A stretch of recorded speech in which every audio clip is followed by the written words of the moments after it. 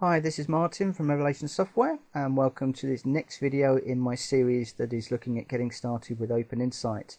The topic of this video is going to be creating a data table that we'll use with our clinic application. One of the first things that we need to do for our application is to build the back-end database or some tables, and this is where our data will be captured. And one of the nice things about OpenInsight is that as well as supporting other back-end databases through ODBC and native connectivity, it also features its own powerful and flexible back-end database, more commonly referred to as OpenInsights native tables or linear hash. I'll not go into too many details about the native tables at this stage, as it's the subject of its own manual and we would be here for quite some time going through everything. However, there are some useful points to note before we build our first table. I'll try not to get too technical, and feel free to fast forward and skip through this explanation if you are already working with multi-values or you understand what the multi-value concept is about, and then just go straight into building the initial table. OpenInsights native tables are designed to manage multi-value data and to store our data in variable length fields, and this is ideal for storing, querying and retrieving large amounts of data. Some terminology, depending on your experience, many of us will probably refer to the various database components that make up a table by different names. The table on the screen attempts to align some of those definitions, but you'll see here that table and file is basically the same thing, a column and a field is the same thing. In OpenInsight, the data and the data dictionary are stored in different tables. There is usually an associated data dictionary for each data table, which stores all of the common definitions for the data table in a single table row. These dictionaries are stored in the repository outline using a special naming convention, which is dict.table_name. Indexes provide a way of speeding up the system when large numbers of frequent lookups are being undertaken. An index contains a list of the data values in a column and works like an index in a book. In the example on the screen, the patient number, the key field, and the patient's name is stored in the data table, marked on the screen as a patient table, and the index is maintained in the associated patient index table. When a lookup is performed, the system can either look through the data table for the key field or through the index to look for a name to get the key field. This is much faster than looking through the entire table for a specific piece of data, especially where gigabytes of data and millions of rows are concerned. Multi-value data consists, unsurprisingly, of columns of data that contain multiple value entries. Good examples are telephone numbers and addresses. Within a single column, an unknown number of telephone numbers can be stored, or in the case of addresses, an unknown number of address lines can be stored. How often have you been caught out by having to enter a long address into a database and not having enough lines? OpenInsight addresses this issue by allowing the user to simply add a new line within the interface, like adding a new line in a word processor. Multi-value data is stored in the database in one row, in one column, using a specific delimiter that is not used in normal typing. As an example on the screen here, with the little Y delimiter between the values. In this example, the address would appear in the user interface correctly, so Northumberland House with the 11 the pavement underneath. By storing the data in such a way, OpenInsight can very quickly search the entire database by looking at just the address column for all rows containing the value Pope's Lane and return the appropriate rows to the user.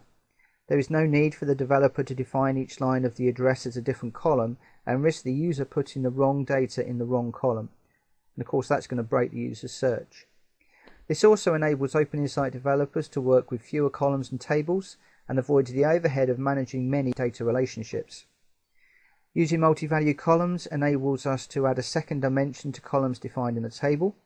Individual columns may consist of several values, telephone numbers for instance, and they enable multiple levels of related data to be stored within a single record.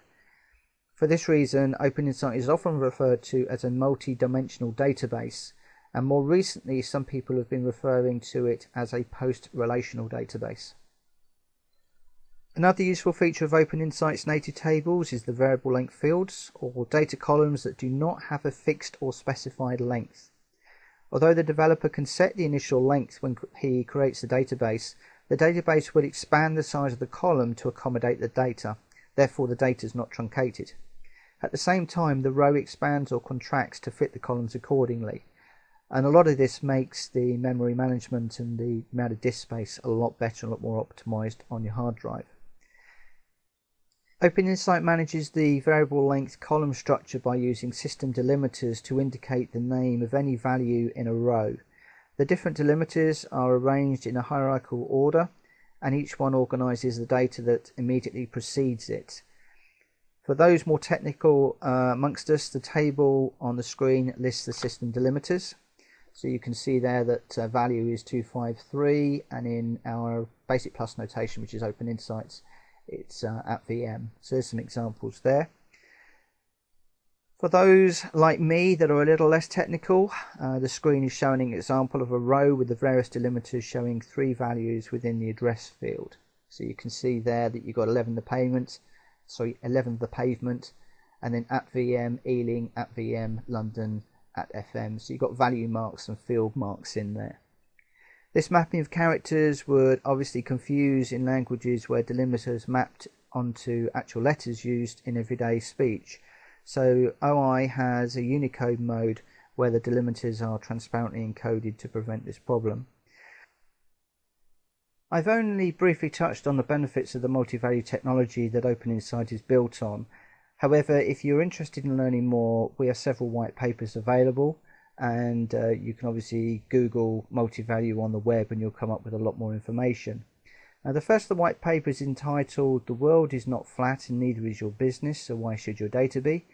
This white paper introduces the reader to the multi-value technology, revelations tool sets that are built on the multi-value technologies. It also discusses how organizations can maintain a competitive advantage over their competition using multi-value technologies, and how those technologies can help organizations to deliver more optimized solutions to their customers. The white paper includes a number of appendices which explore how a typical multi-value database functions, an example of how a table layout for OpenInsights is put together compared to the same in a relational database, and this shows how OpenInsights requires fewer tables, fewer rows, indexes, fewer values to be maintained. The white paper concludes with a couple of case studies showing how efficient revelation vars can be using the OpenInsights multi-value toolset. A second white paper, "Why Should I Opt for a Revelation-Based Application?" This discusses a number of benefits to using a multi-value technology like OpenInsights, and achieving more business benefits through multi-value technologies and Revelations OpenInsights. This white paper provides some background about OpenInsights, who uses the toolset and why, and in my opinion it is often a better choice than traditional relational database management system solutions, and it looks at that topic as well. If you would like copies of any of these white papers, then please drop me an email to info@revsoft.co.uk, and I will be more than happy to send you a copy by return of email. Right, it's time to open up our clinic application. I'll just minimize the system monitor and we'll start to create our table. Now, the table builder has 2 major functions. Firstly, creating new data dictionaries, and then viewing or editing existing data dictionaries. It does this by creating or modifying the dictionary record that determines how the data table is structured. And when you use the table builder, you're actually working with a view of the data table rather than the data itself. So you can either run it from the tools menu, click in table builder. You can navigate to it in the repository in the form executables, but the easiest way to run it is using the table builder button, and that's the one that I'll do now.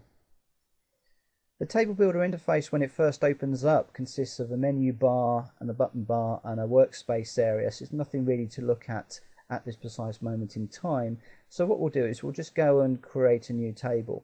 Now, you can either create it with the new, or under the file menu there's a new with wizard, and we'll choose that on this particular occasion.